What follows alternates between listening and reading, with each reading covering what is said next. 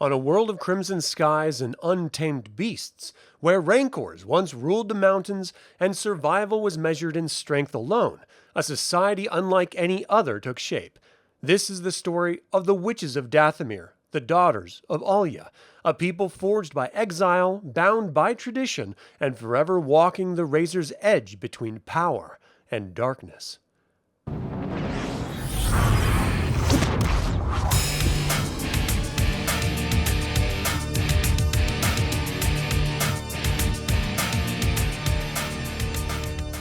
Greetings, my fellow scruffy-looking Nerf Herders, and welcome back to the Infernal Brotherhood.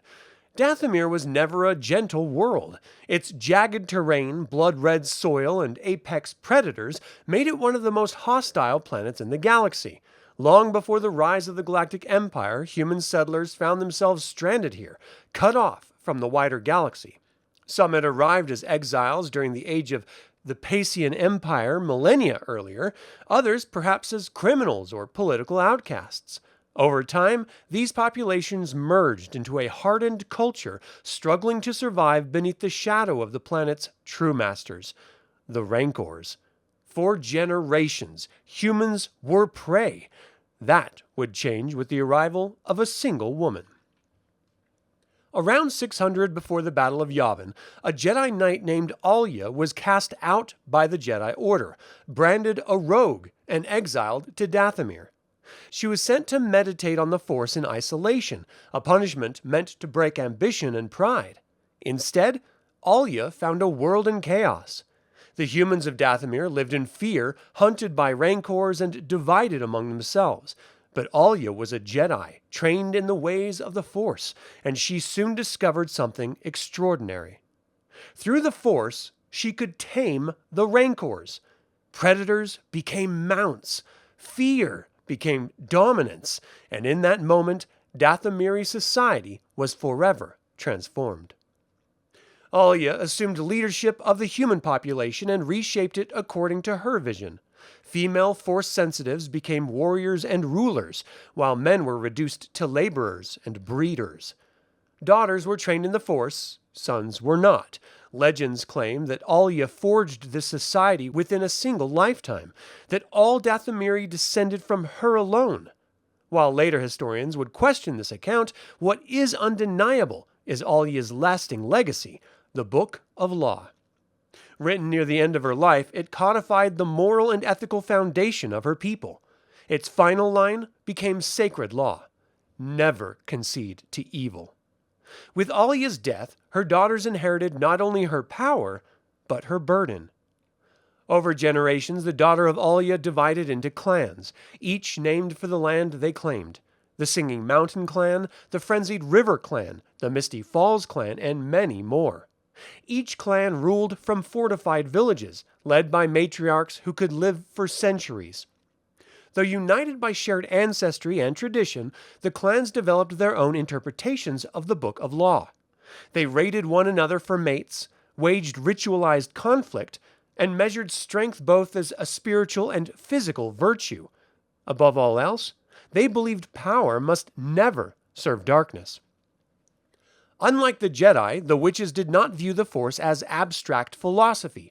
To them, it was spellcraft, spoken words, chants, and rituals that bent reality to their will. These spells enhanced strength, controlled beasts, healed wounds, or unleashed devastating force in battle. Daily life was training.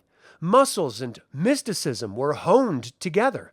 Warriors wore braided hair, lizard skin armor, and trophies taken from fallen enemies. Mounted atop rancors, they became living symbols of dominance. Yet the line between power and corruption was thin. Those who crossed that line were exiled. The use of dark emotions, anger, hatred, vengeance, even inacceptable spells, was forbidden.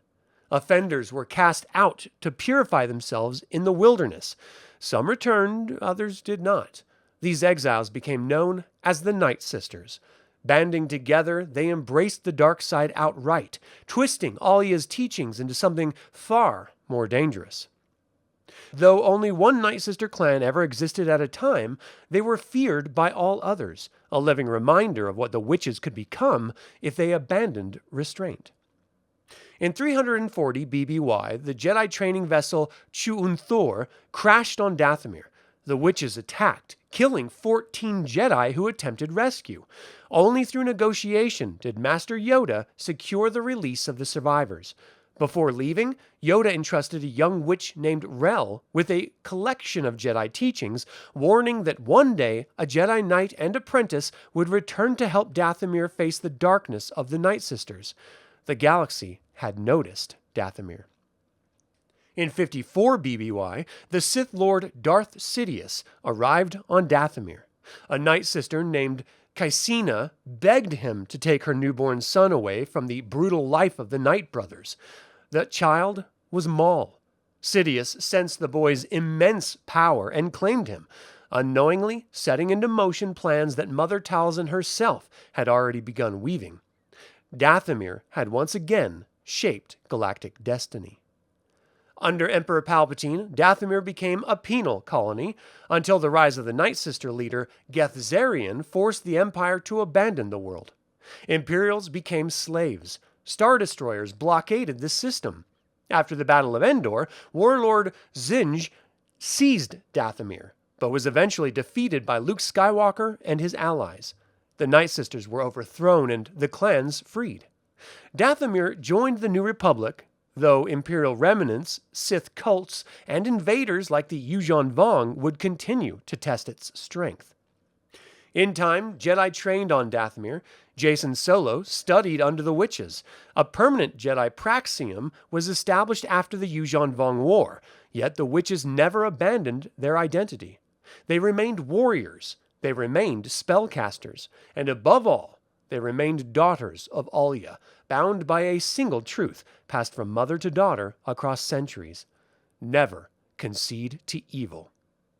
If you enjoyed diving into this concentrated lore, please consider subscribing, liking, and sharing the video. And as always, your support through Patreon or channel memberships helps the Infernal Brotherhood continue exploring the deep history of the Star Wars Legends universe. Until we convene again, my fellow scruffy-looking Nerf Herders, may the Force be with you.